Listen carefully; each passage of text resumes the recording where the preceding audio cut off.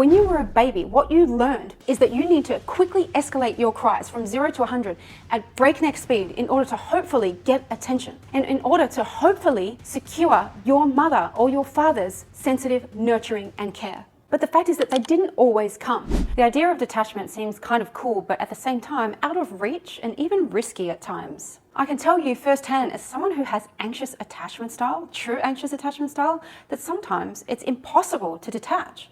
That's my nervous system talking. It's visceral. No amount of rational decision making will change that. But of course, you don't want to obsess over a man or obsess over anybody else. That's usually not healthy, and it can make you look low value and desperate. So in this video, I really wanted to just help you understand why you're finding it so hard to put this idea of detachment into practice. And I'm going to give you 3 reasons why, and then I'm going to give you one simple principle that'll help you actually put into practice this concept of detachment. My name is Renee. I'm the author of the Feminine Woman blog, which is one of the most visited blogs on dating and relationship advice, as well as femininity, since 2009. I've had over 50 million women visit my blog, and thousands of women take my online courses in the last 15 years. I've personally coached hundreds of women in the area of dating and relationships, but also in healing anxious and disorganized attachment. Having personally had anxious attachment style and having to go through this recovery process, and it's a long process, has given me unique insights into how to heal anxious attachment,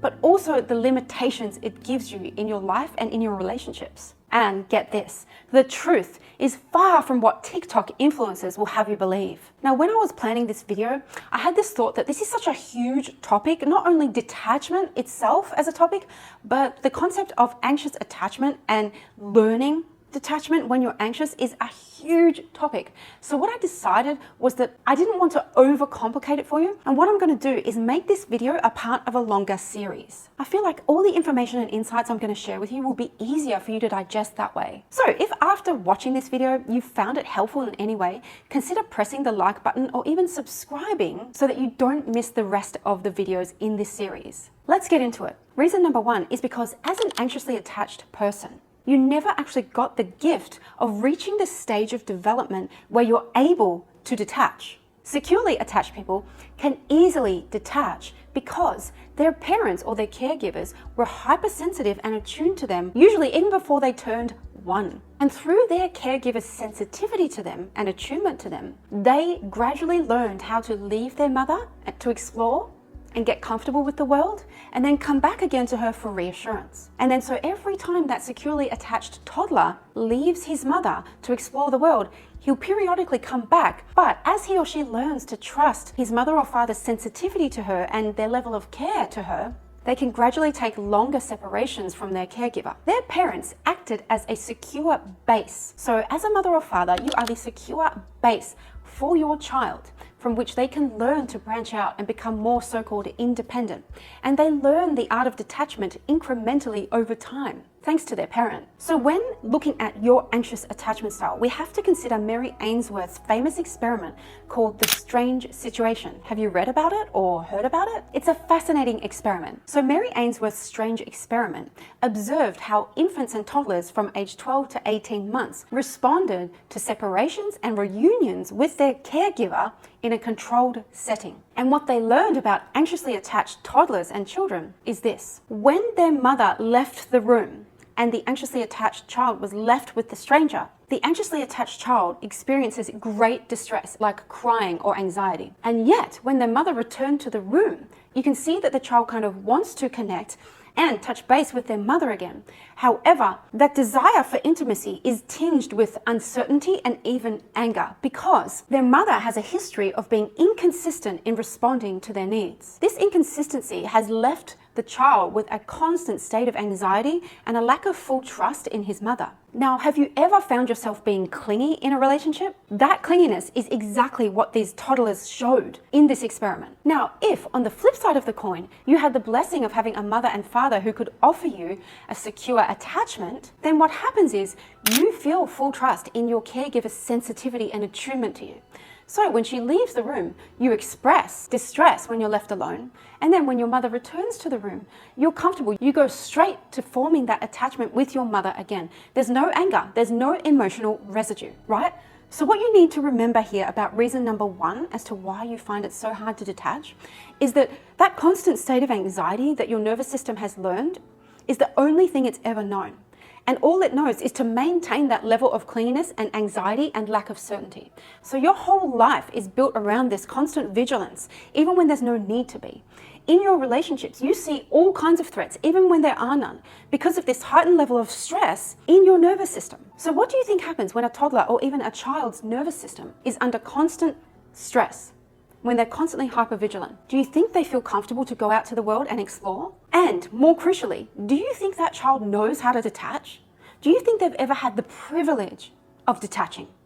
They don't. And here's the real kicker. Securely attached people can detach easily without emotional residue, but the anxious can't. And now that leads me to reason number 2 as to why you find detachment impossible as an anxiously attached person. And that is because the advice to detach lands very differently for an anxiously attached person.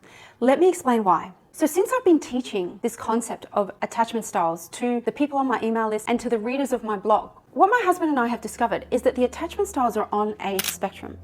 What this means is that if you're anxiously attached, you inevitably go to avoidant because your nervous system is always hypervigilant, right? It's always under stress. It's always trying to save your relationship from every imagined or real threat. But for all anxiously attached people, it eventually gets to the point where your nervous system cannot sustain that hypervigilance anymore. And it's a really sad situation, but that's just the truth. What happens then is that you become despondent. You actually go to avoidant. This doesn't mean that you're actually an avoidantly attached person, but it means that you cannot actually detach. So when I say to a securely attached person, it's time to detach, it's intuitive for them because they have no emotional residue. They understand that when something's not for them, it's just not for them. It's time to let go. No anger, no aggression needed. However, for the anxiously attached person, it's not like that because they've never had the gift of detaching. Instead, what it manifests as is what the avoidant does, which is you minimize other people in your life because you don't fully trust. And because you are actually angry, confused, and aggressive deep down inside. Now, I'm not accusing you of being an aggressive person. It's just that ambivalence, and this is why anxious attachment was originally categorized as anxious ambivalent by Mary Ainsworth, right? Because you can't fully trust attachment. So when I say to you as an anxiously attached person, hey, it's time to detach, you go, okay, that's it. What happens is you don't leave in full calmness. You don't just let go like a securely attached person does. What you do is you minimize that person's important in your life and you turn to the avoidance in a template, which is me positive, you negative. But that's not real security like the securely attached people have. The secure attachment template is me positive. I see myself positively. And at the same time, I see you positively. We're all good. But the avoidant is because they can't attach at all. They minimize completely the importance of other people and they fake their own superiority in their minds. So their template is I'm important, I'm positive, and you are all negative. This is why you see so much coldness from avoidance. I'm sure you can relate, right? So the whole concept of detachment in the eyes of an anxiously attached person is this. You separate, you create more separation, and you as the anxiously attached person are left with more emotional residue because you never got the chance to learn to regulate your emotions like the securely attached people did. So you can't just say, hey, sure, I'm going to take that advice to detach because I should just detach, because you haven't truly detached, because your mother and father never fully gave you the resources you needed to learn detachment, and your nervous system isn't well calibrated. So reason number 3 as to why you're finding it impossible to detach as an anxiously attached person is because all this content online nowadays is actually minimizing. They're minimizing the severity of an anxious attachment style. It is an actual disorder. Imagine anxious attachment style like this. Imagine you had a huge gaping wound on your leg, and instead of taking care of that wound and using antiseptic and feeling into that wound and seeing what that wound actually needs and nursing it to recovery over time, you just say, hey, I'm going to slap a band-aid on it and I'm going to hope that everything will be okay. I'm going to hope that this whole concept of acting like I'm okay will actually work for me long term. And what I mean when I say that other creators and online gurus have minimized the importance of anxious attachment style is that they equate, and this is what a lot of people are doing now, they equate anxious attachment style to anxiety. Now, of course, there is a correlation between anxiety that's felt by a human and anxious attachment style. However, it doesn't mean that securely attached people don't feel anxiety. There's so many people misdiagnosing themselves as anxiously attached when they're actually a securely attached person who's struggling in the early stages of a relationship with the opposite sex who has an opposite reproductive agenda to them. Imagine two people coming together with two totally different agendas. Completely opposite agendas. Would you feel some level of anxiety at some point? Yes, you would, even a securely attached person. And especially if they're dealing with an anxious person or an avoidant person, they may feel relationship anxiety at some point, but that doesn't equate to anxious attachment style. And you can tell because securely attached people don't feel that sense of anger and preoccupation that anxiously attached people do. With an anxiously attached person, their entire life is completely engulfed by this hyper focus on their relationship and they cannot let go of the stress around it. So what I really want you to understand here is that anxious attachment style is a deep trauma. And it requires actual healing. So instead of saying, hey, I'm going to detach as an anxious person, what you need to say is, hey, I have this gaping wound and I need to heal from it. And how do I do that? I do that by feeling more, not less. Because there's a lot of people out there who will have you minimize your anxious attachment. They'll say, hey, just detach. Just know that you're going to be okay. Just put all that anxiety into a bag and throw it away. But it doesn't always work like that. Sometimes it might help, but it's not a long-lasting solution. So am I saying that an anxiously attached person can never learn the art of detachment? Absolutely not. It's totally possible to heal. But the way to heal is to actually feel through that gaping wound. And I know nobody wants to hear that. Nobody wants to have to deal with that. Why should you, right? Because here's the truth. That wasn't really your responsibility. That was the responsibility of your father and your mother or your caregivers, okay? And so it's really unfortunate and it's tragic in a way that you now have to take full responsibility on your shoulders. Poor old you have to take all of that responsibility of one or two other adults in the past for healing that wound. But there is no other way. Let me ask you this. Would you rather become more avoidant and show up as more of an avoidant in your relationships and in your life? And mimic the fake detachment of an avoidant? Or would you rather spend that energy now and heal and feel through all that pain and the lost nurturing in order to gradually recapture it over time and then come to a place where you have earned secure attachment? I know the answer may seem obvious. Of course you'd rather put the work in, but the actual work is so hard. And I can tell you, I've been doing this for 20 years. I've been on the journey for 20 years. I've carried this burden on my shoulder since I began healing, which is probably around about the time I met my husband 20 years ago. And it's a hard process. And at this point, I'm about 80% healed. And I could say that it's worth it, but it's hard. And there's very few people out there who have anxious attachment style who will put in the work. But here's what I'm going to suggest for you. And this leads me to my one tip for this video for how to actually detach when you're anxiously attached. And that tip for effectively practicing the art of detachment when you're anxious is to know that it's not about the end result. It's not about the actual detachment, the final goal to detach. It's about who you become in the process. Let me say that again for the ladies in the back. It's about who you become in the process.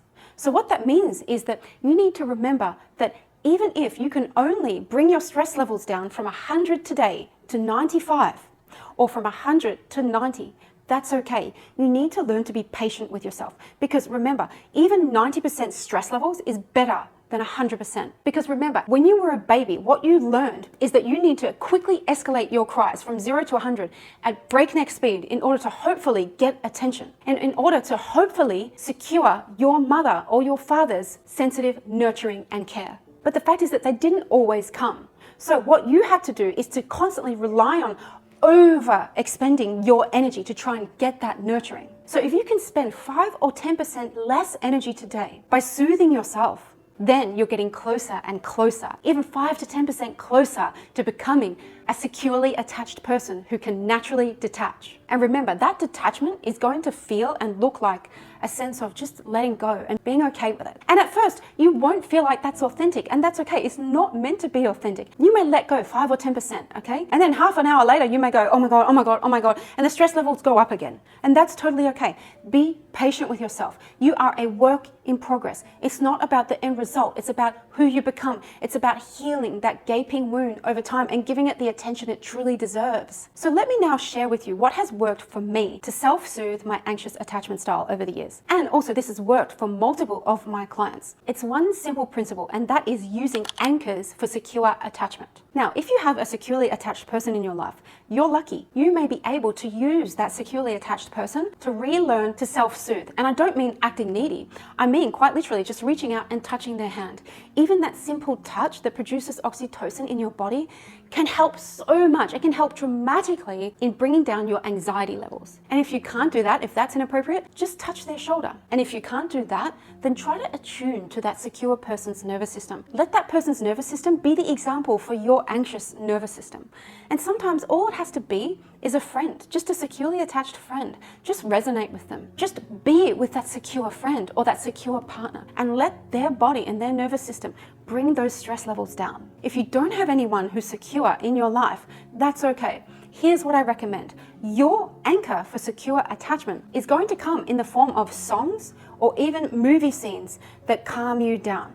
Now, when I say calm you down, that could even mean bringing tears to your eyes. It can mean having a good cry, because remember, crying reduces stress levels. That is the actual point, the biological point of crying, other than, of course, signaling to others that we need their help. So think of movie scenes that might exemplify a healthy romantic attachment or a healthy mother-daughter or mother-son attachment to you. Think about those movie scenes, clip them out, download them, and keep them on your phone. Because that way, whenever you need them, you can just pull out your phone and you'll have it right there. Get the earphones, watch it, listen to it, have a cry, or just watch it and just let yourself resonate with that scene. Just feel how that interaction on that screen, in that movie scene, can resonate in your body and add value to your mind, to your body, to your soul, and to your nervous system. Now, as for music, that's a very personal thing. However, here are some examples of musical artists and singers that I have found personally very helpful. Enya, James Blunt, Era, and Adele. All of those have helped for me. Or even bands like Mumford & Sons. They help. They're really down-to-earth music that can just make you connect with emotion within yourself beyond that anxiety. If you'd like to get your personal score for how securely attached you are or how insecurely attached you are, my free attachment styles quiz will give you that score. Are you 80% secure? Are you 65% secure? Or 40% secure? I recommend you take my women-specific attachment styles quiz. It's completely free. It'll give you a full explanation after you take the quiz, and I'll give you a full breakdown of all the attachment styles and help you learn exactly how your personal attachment style has developed over time. So if you want to take that quiz, as always, go to reneeslinks.com. By the way, over at Renee's Links, it's kind of like a cookie jar where you can take all kinds of other quizzes as well, like your feminine archetype. You can find out your personal archetype. You can find out how naturally feminine you are. And you can also discover how commitment friendly your man is if you're currently in a relationship. I've also got a list of all my most helpful and popular articles, as well as other goodies and treats for you there. Now, if you'd like me to make the follow-up series videos to this video, please let me know in the comments and let me know what else you may need clarifying so that helps me produce more content on it. If you found this video helpful at all, please consider pressing that like button. It really helps me and it helps the algorithm understand what you have found helpful. And I've been trying to rebuild my YouTube channel after 12 years of raising my 3 young boys, and I've had to leave my channel for 2 years consecutively and then another whole 18 months. And so now that I've finally come back, I'm having to try to rebuild an old channel. And I feel like YouTube is treating my channel as if it's a completely new channel, which means that it doesn't really understand who my audience is. So if you've resonated with this video, consider pressing that like button.